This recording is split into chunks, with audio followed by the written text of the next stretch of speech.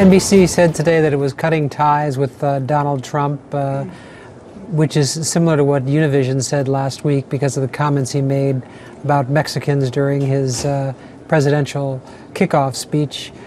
The next step is probably going to be in court. I mean, Trump says he has a ironclad business relationship with the company to run these pageants, and that it's wrong for NBC to be simply walking away from it. And speaking of that very thing, for those who sincerely believe Donald Trump is miffed and perturbed at being bagged by NBC or Univision, or think his pocket will dip for a second if indeed there is no global beauty pageant to show, then perhaps you should take a few moments to better understand the Donald and why he is not nearly that complicated.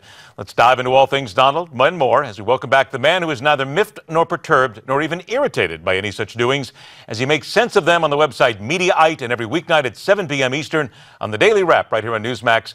Time for jabs, jibes, and jocularity with Joe Concha. There you go, Joe.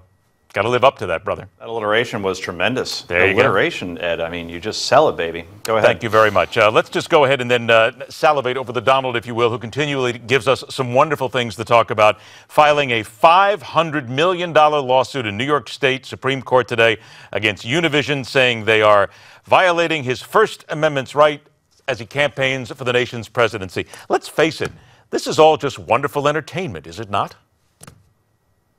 It is, Ed. Absolutely. Every day, Donald Trump is giving us something to talk about. Chris Christie jumps into the race now, somebody known for his candor as well. He will do the same, not nearly to this level, obviously, but I'd have to see Trump's contract, Ed, to be honest with you. I got to know what kind of morality clause is in there that says that Trump can make the kind of statements that he did about Mexicans and then say that, well, no, you can't fire me, in essence, because I'm not representing the company or the network in this case to your satisfaction. What I find interesting about NBC, however, is the hypocrisy that you could still somehow employ the Reverend Al Sharpton with all the incendiary things he said over the years, but now suddenly you have a problem with Donald Trump.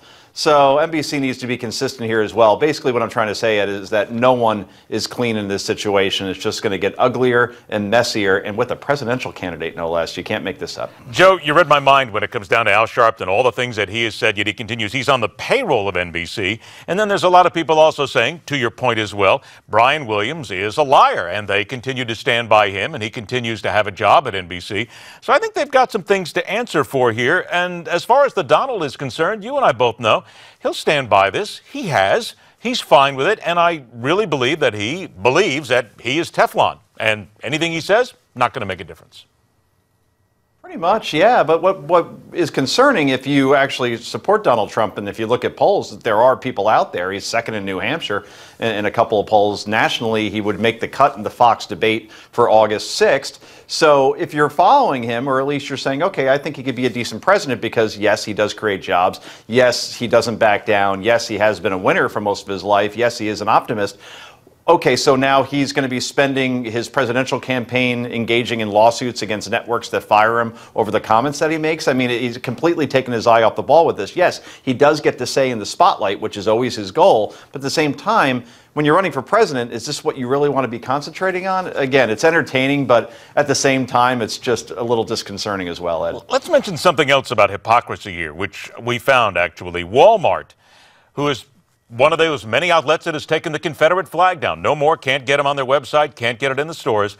They continue to sell both the Iranian and the Cuban flag, as well as artwork depicting Fidel Castro urging people to liberate Cuba, saying, I am Fidel Castro and we have come to liberate Cuba. All right, this to me also just screams of hypocrisy. If you're going to punish one, don't you have to punish them all? Right, which is why you don't punish any of them, and you let the free market decide in terms of what you're going to sell. Then people bring up, well, then you should sell swastikas too. No. But what we're saying here is that Walmart obviously was trying to do the politically correct thing, and now they'll still sell the Cuban merchandise because there is very large Cuban populations in parts of the country, so that's good business for them. So yeah, it's just so stupid, and to sell Iranian flags as well. Either you go, what's the old saying in Karate Kid? You're Mr. Miyagi. You either go down the left side of road or right side of road, but in the middle, squished just like grape. And they're going in the middle and they're getting squished like the grape. So either don't sell any flags of anything from Cuba, Iran, or the Confederate flag, or sell them all. But to pick and choose, then people like us get to talk about it on television and all about the hypocrisy. Wax on, wax off for just 20 more seconds here. Are you like me, just waiting to see if NASCAR can actually stop anybody from wearing a Confederate flag T-shirt going into the stands? That's going to be fun to watch. And it's insane. I mean, the Dukes of Hazzard was on all those years with the Confederate flag on top of the General Lee, and you didn't hear a peep out of anybody, and now it's considered the most racist symbol in the history of this country. Yet even 2-3 weeks ago, you didn't hear a peep about the Confederate flag representing the kind of hate and ugliness of America. It's just ridiculous. And you're right. I'd love to see that at Talladega next year. Somebody wears a T-shirt with a Confederate flag and they get thrown out. Love to see that. They've known about this for years. Don't forget the Daily Wrap. You know about this as well. Weeknight, 7 p.m. Eastern, right here on Newsmax with Joe Concha and the gang. Joe, always a pleasure, my friend. Take care. Have a good 4th. Good to see you, buddy. All right, buddy. See you later. Coming up, more from the fastest 60 minutes in news.